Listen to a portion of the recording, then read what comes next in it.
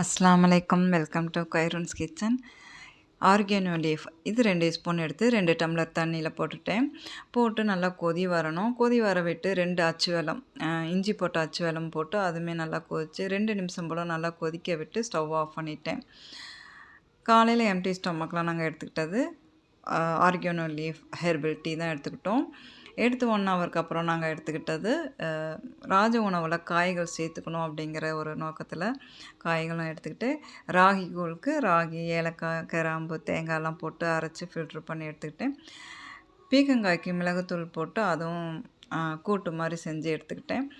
காலை நேரம் ராஜ உணவுக்கு நாங்கள் எடுத்துக்கிட்டது 2 சப்பாத்தி, கோதுமை சப்பாத்தி 2, பீக்கங்காய் மிளகுத்தூள் போட்ட ஒரு பீக்கங்காய் கூட்டு, அடுத்து ராகி கூழ்.